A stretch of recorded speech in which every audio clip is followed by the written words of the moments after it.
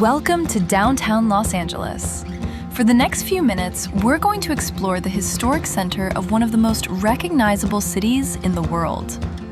When most people imagine Los Angeles, they think of Hollywood, Beverly Hills, palm trees, beaches, movie studios, and endless freeways. But downtown tells a different story. This is where much of the story of modern Los Angeles began. And unlike many American cities, Los Angeles didn't simply grow outward from one permanent center. It expanded in almost every direction, creating dozens of neighborhoods and business districts that can sometimes feel like completely separate cities.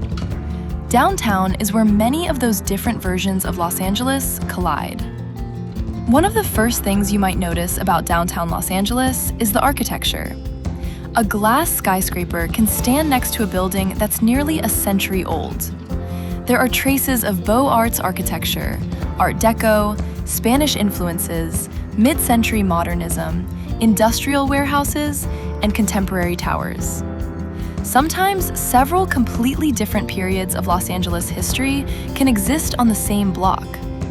And that's partly because downtown has gone through repeated cycles of growth, decline, demolition, preservation, and redevelopment. Los Angeles has always been a city that likes to reinvent itself.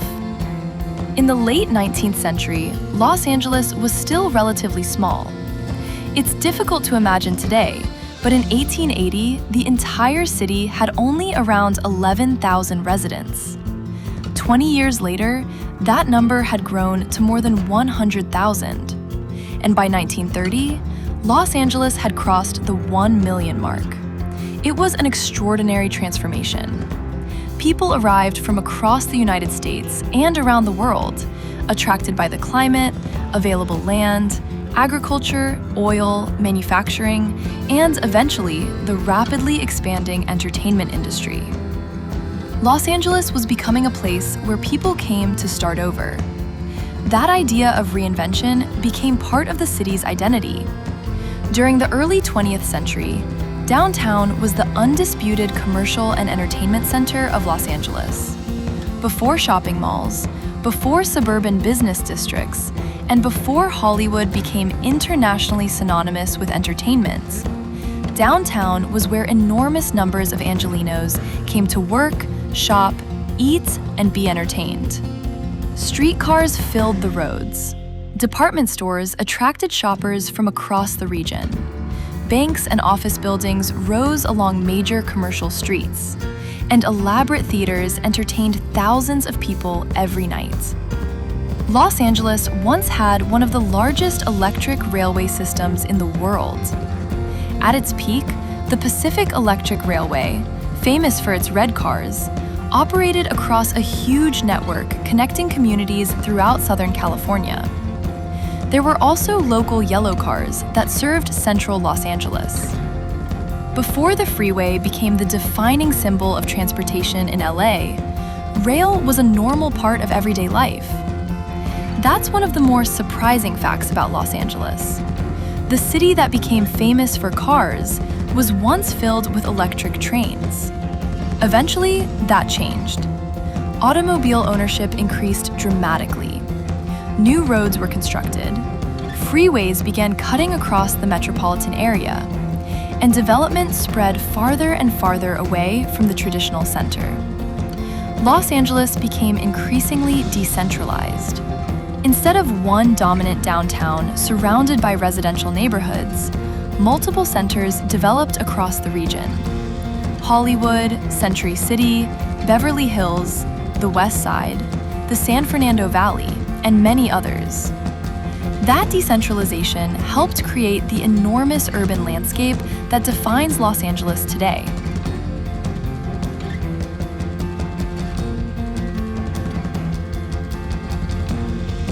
For downtown, however, the transition wasn't always easy.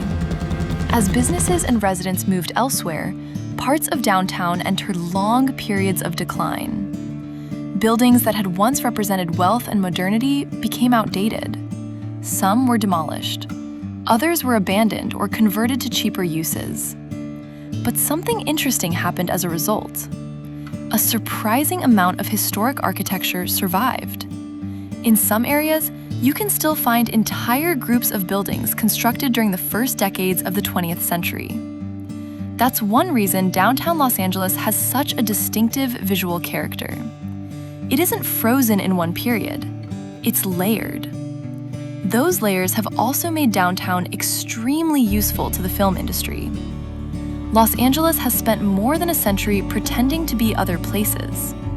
Downtown streets have appeared on screen as New York, Chicago, fictional American cities, futuristic metropolises, and versions of Los Angeles from completely different eras.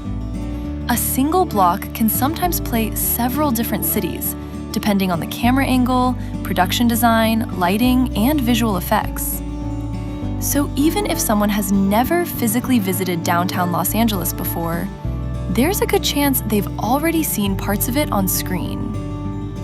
Architecture is one reason filmmakers love the area. Downtown contains buildings from dramatically different periods.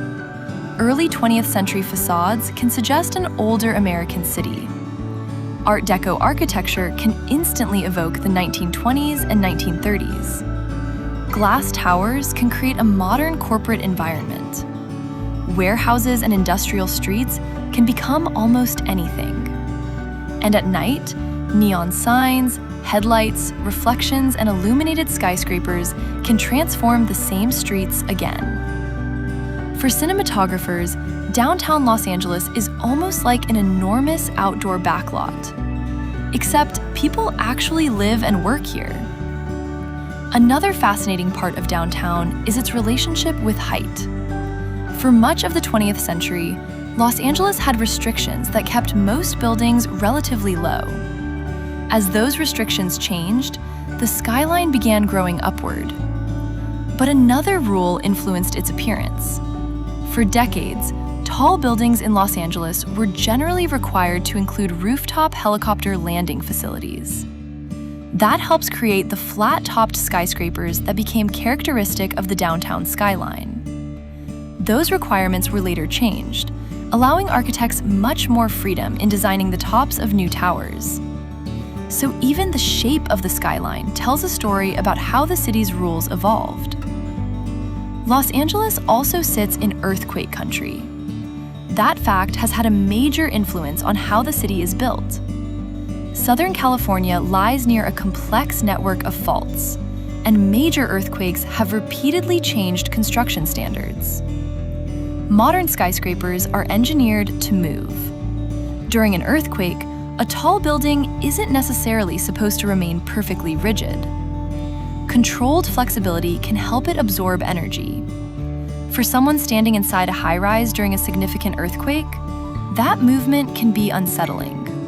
But some degree of movement is exactly what engineers expect.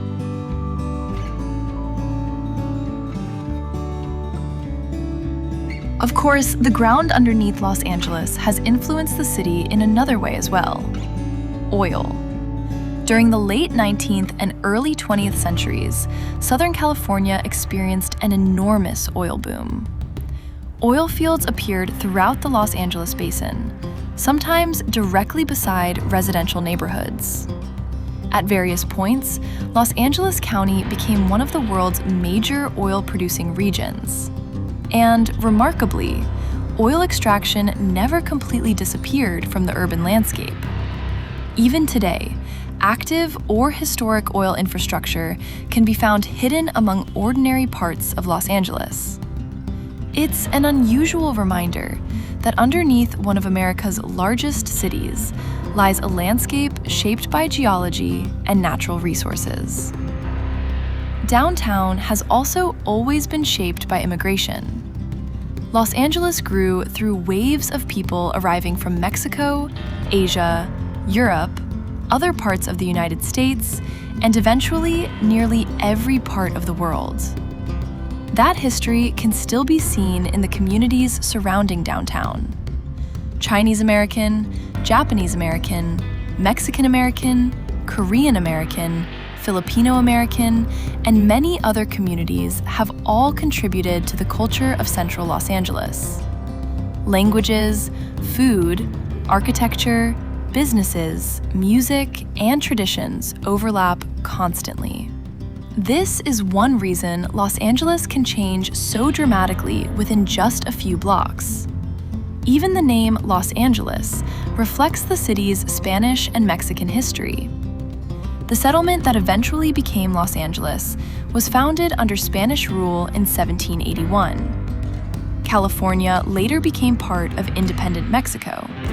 And following the Mexican-American War, California became part of the United States. So Los Angeles has existed under Spanish, Mexican, and American rule. That history is much older than the movie industry that eventually made the city famous around the world. Hollywood's rise, however, completely changed the identity of Los Angeles. During the early 20th century, filmmakers began moving west. Southern California offered something extremely valuable to early movie production: sunlight. Early film stocks required huge amounts of light, and Los Angeles offered filmmakers a climate where they could shoot outdoors throughout much of the year.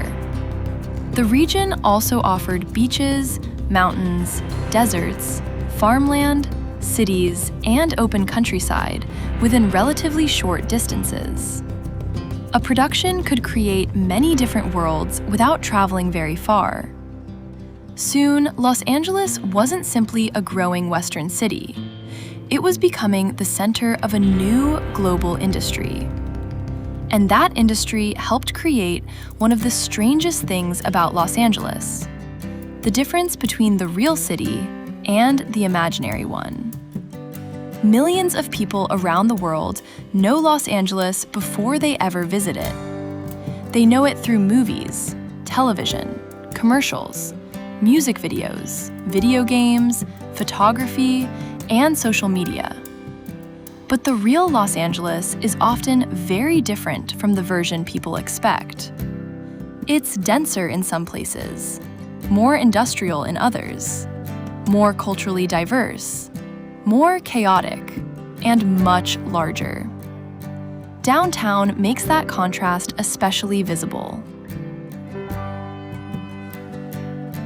Los Angeles is enormous, but its scale can be deceptive. The city of Los Angeles covers roughly 500 square miles, and the larger metropolitan region stretches much farther. Because of that scale, someone can live in Los Angeles for years and still regularly discover neighborhoods they've never visited. There's no single experience of the city. Two people can both say they live in Los Angeles and have completely different versions of Los Angeles in their daily lives. Downtown is one of the few places where many of those versions intersect. Office workers, residents, tourists, filmmakers, artists, street vendors, lawyers, fashion businesses, restaurants, government workers, construction crews, musicians, students. People who've lived in Los Angeles their entire lives, and people who arrived yesterday, all moving through the same relatively small section of an enormous city. And downtown continues to change. Old office buildings have become apartments. Industrial spaces have become creative studios. Historic structures have been restored. New residential towers have appeared. Public transportation has expanded again. Neighborhoods that were once primarily commercial or industrial now have growing residential populations. In some ways, Los Angeles is slowly returning to ideas that existed before the automobile completely transformed it. More people living close to where they work, more rail transportation, more walkable neighborhoods. The city keeps moving forward, while occasionally rediscovering pieces of its own past. That's perhaps the most interesting thing about downtown Los Angeles. It isn't simply the old part of the city, and it isn't simply the modern skyline. It's both. The 19th century city, the streetcar city, the movie palace city, the Art Deco city, the automobile city, the post-war city, the skyscraper city, and the Los Angeles that's still being built today. They're all layered on top of one another, sometimes literally, So as you move through downtown, don't worry about finding one definitive version of Los Angeles. There isn't one. The city has always been changing. Buildings change purpose. Neighborhoods change identities. People arrive. People leave. Industries rise and disappear. And each generation builds another version of Los Angeles over the one that came before it. That's what makes downtown such an interesting place to experience. You're not simply looking at the center of Los Angeles. You're moving through more than 2 centuries of a city that has never really stopped reinventing itself.